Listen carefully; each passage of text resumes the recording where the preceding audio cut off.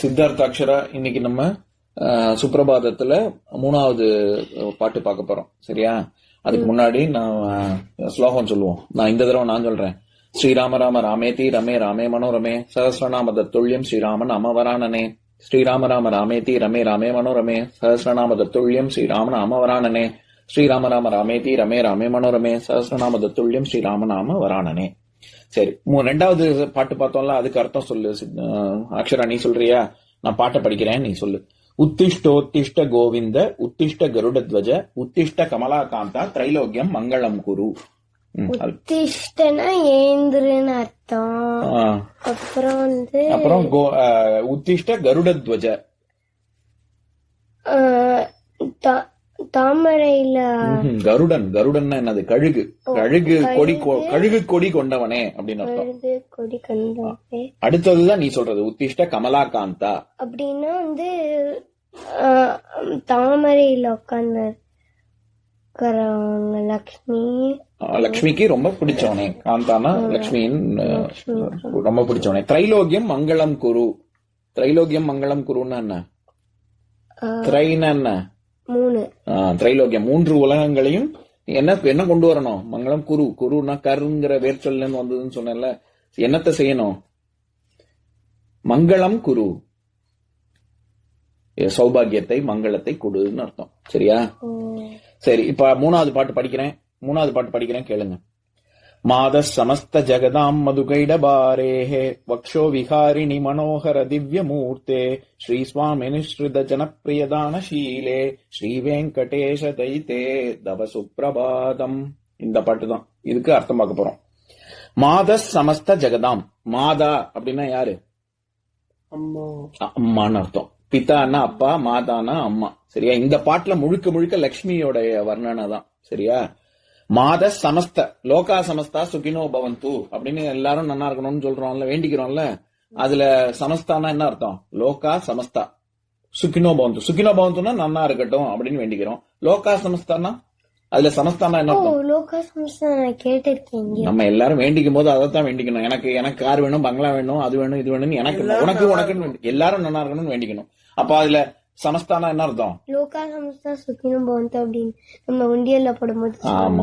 ஆமாமா, அதுதான் சமஸ்தானா என்ன? எல்லாம்னு அர்த்தம். சரியா? அப்ப மாத சமஸ்த ஜெகதம். ஜெகம் அப்படின்னு ஜெகம்னு ஏன் ஜெகத்துக்கு, உலகத்துக்கு ஏன் ஜெகம்னு பேருன்னா, ஜம்முன்னா என்ன சொன்னேனா? எழும்புறது. எல்லாமே தோன்றுவது இந்த உலகத்துல தானே. அதனால உலகத்துக்கு பேரே ஜெகம். பங்கஜா, நீரஜா, ஜலஜா, ஜம் ஜம் ஜம்னு சொன்னேன்ல. ஜம்முன்னு இருக்கும். எப்படி இருக்கும்னு கேட்டா ஜம்முன்னு இருக்கும். நல்ல ஹை ஸ்பிரிட்ஸ்ல இருக்கும்லாம் சொன்னேன். அதனால உலகத்துல இருந்து தான் எல்லாமே எழும்புது. அதனால உலகத்துக்கு பேரே ஜெகம். அப்போ இங்க லட்சுமிய என்னன்னு சொல்றாரு? மாத சமஸ்த ஜெகதாம். சமஸ்தனா எல்லாம், எல்லா உலகங்களுக்கும் நீதான் தாய் அப்படின்னு சொல்றாங்க. புரிஞ்சுதா? மாத சமஸ்த ஜெகதாம் மதுகைட பாரேஹே. நம்ம ஞானானந்தமயம் ஸ்லோகம் தெரியுமா உனக்கு?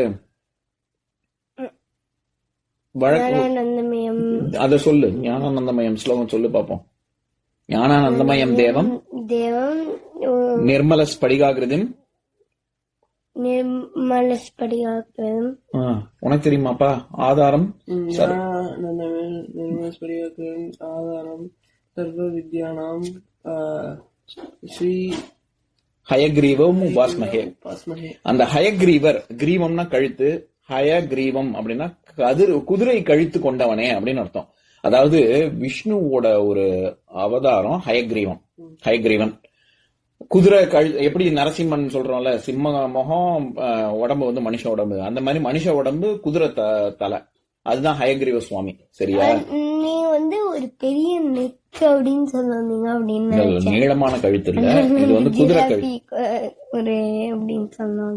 இல்ல இது குதிரை ஹயக்ரீவன். எதுக்கு இந்த ஹயக்ரீவன் சொல்றேன்னா, அந்த ஹயக்ரீவ பாகவத புராணத்துல என்ன கதை வரும்னா, இந்த ஹயக்ரீவ அவதாரம் எடுத்துதான் மது கைடபன் அப்படின்னு 2 அரக்கர்கள் இருப்பாங்க. அவங்கள கொல்லுவாரு விஷ்ணு. அப்ப இங்க என்ன சொல்றாங்க, விஸ்வாமித்திரர் சொல்லும் போது அவர் என்ன சொல்லி எழுப்புறாரு? மது கைட பாரேஹே. அரித்தல் அப்படின்னா வெட்டுதல் அப்படின்னு அர்த்தம். சரியா? மது கைடவன் அப்படின்னு 2 அரக்கர்களை நீ அழித்தாய் அப்படின்னு சொல்றாங்க. அந்த மாதிரி விஸ்வாமித்திற்கு தெரியும் விஷ்ணு தான் ராமரா. ஆமா, பின் அவர்தான் முக்காலமும் உணர்ந்த ரிஷியாச்சே. அவருக்கு தெரியாம இருக்குமா யார எழுப்புறோம்னு? அவருக்கு சொல்லிதான் எழுப்புறாரு.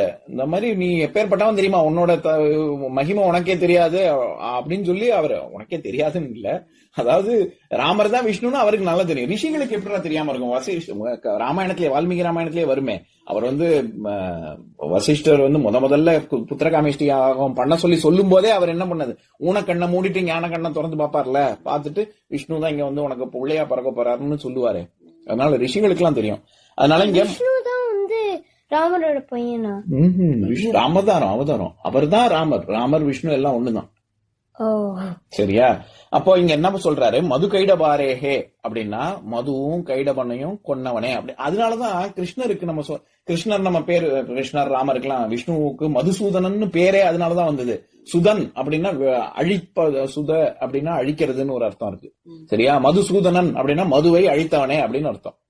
சரி, அடுத்தது வக்ஷோ விகாரிணி மனோகர திவ்ய மூர்த்தே. சரி, அப்போ நமக்கு மனசுக்கு, நான் ஏற்கனவே சொன்னேன்ல, இது எழுப்புறது என்ன, ராமரையா எழுப்புறோம், நமக்குள்ள மனசுல ராமர் தோன்றணும்னு நம் தினசரி எழுப்புறோம்னு தானே சொன்னேன். அப்போ இந்த மாதிரி கெட்ட விஷயங்கள்லாம் நீக்கினா அப்ப அதுக்கு பதிலா என்ன வரணும் அப்படின்னு சொல்றாரு அடுத்த வரியில. வக்ஷோ விகாரிணி மனோகர திவ்ய மூர்த்தே. வக்ஷ அப்படின்னா மார்புன்னு அர்த்தம். சரியா? விகாரிணி மனோகர திவ்ய மூர்த்தே, அதாவது மனோகரம் அப்படின்னா ரொம்ப அழகு பொருந்திய, ஒரு விகாரம் அப்படின்னா ரொம்ப ஒரு வசந்தமான, ஒரு விளையாட்டான அப்படின்னு அர்த்தம். இப்ப இடத்துக்கு பேர்லாம் வசந்த் விகார் அப்படின்லாம் வைப்பாங்க. அதாவது இங்க வசந்தம் விளையாடக்கூடிய இடம் அப்படின்னு.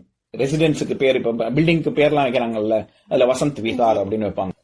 அதனால விகார் அப்படின்னாலே ரொம்ப விளையாட்டான அப்படின்னு அர்த்தம். அப்ப இந்த இடத்துல வக்ஷோ விகாரிணி மனோகர திவ்ய மூர்த்தினா உன்னுடைய மனோகரமான, ரொம்ப அழகான, திவ்யம்னா தெய்வீகமான உருவம், மூர்த்தே உன்னுடைய, அதாவது இந்த மது கைடவன் போன்ற அரக்கர்கள் கெட்ட விஷயங்கள்லாம் என் மனசுல இருந்து போய் அதுக்கு பதிலா யார் வரணும்னு நம்ம கேட்டுக்கிறோம்?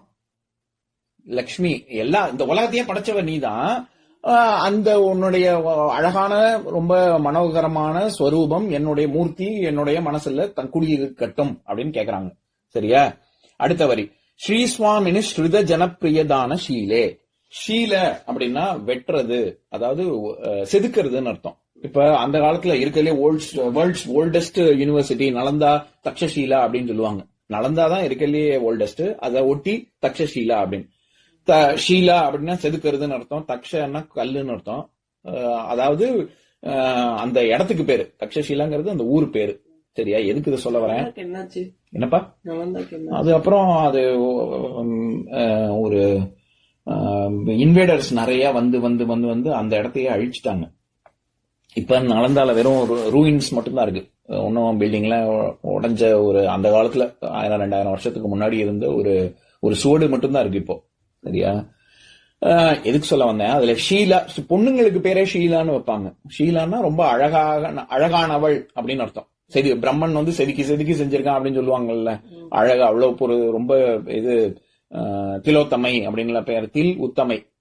எப்படி ஒவ்வொரு எள்ளா அது எல்லாமே அழகு உத்தமமானது அப்படின்னு, அந்த மாதிரி ஷீலான்னு பேர் இருக்கு. எதுக்கு சொல்ல வர்றேன், அந்த மாதிரி இங்க தானஷீலே அப்படின்னா உன்னுடைய உருவமே நீ கொடை குணம் கொண்டவள், காருண்யம் கொண்டவள் அப்படின்னு சொல்றாங்க. ஜனப்பிரிய, ஜனம்னா யாரு? மக்கள் எல்லாரும் மக்கள். அதாவது ஸ்ரீஸ்வாமினி, இந்த இடத்துல ஸ்ரீஸ்வாமின் அப்படின்னா விஷ்ணு, ரொம்ப மரியாதையோட ஸ்ரீ அப்படின்னு சொல்றாங்க. ஸ்ருத ஜனப்பிரியதான ஷீலே அப்படின்னா எல்லாருக்கும் ரொம்ப பிடித்தமானவளே அப்படின்னு அர்த்தம். சரியா? தானஷீலே அப்படின்னா கொடை உள்ளம் கொண்டவளே அப்படின்னு. கடைசியாக ஸ்ரீ வெங்கடேஷ தயிதே. வெங்கடேசன்னா யாரு? விஷ்ணு. அவருக்கு ஏன் வெங்கடேசன் அப்படின்னு பேருன்னா, நம்ம ஏழுமலை அப்படின்னு சொல்றோம்ல, ஆந்திர பிரதேஷ்ல இருக்கே திருப்பதி, அது ஏழுமலையில இருக்கு. சரியா? ஏழுமலைன்னு ஒரு அர்த்தம் இருக்கு. வெங்கட அப்படிங்கிற சொல்ல பிரிச்சாலே வெம்னா பாவங்கள்னு அர்த்தம், பாவங்களை தீர்ப்பவன், அழிப்பவன். அதனாலதான் வெங்கடேசன்ங்கிற வார்த்தைக்கு அர்த்தம் என்னன்னா பாவங்களை அழிப்பவன் அர்த்தம். சரியா? அப்ப ஸ்ரீ வெங்கடேஷ தைத்தே,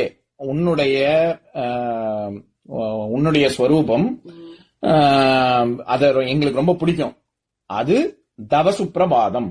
அது எங்க மனசுக்குள்ள சுப்பிரபாதம். பிரபானா என்னது? இப்ப சுப்பிரபாதம்னா என்ன அர்த்தம் ஞாபகம் இருக்கா? என்ன சொன்னேன்னு? நல்ல பேர் என்ன? பிரபானா என்ன? நல்ல விடியல். அதாவது காலங்காத்தால தானே இதை சொல்றோம் நம்ம.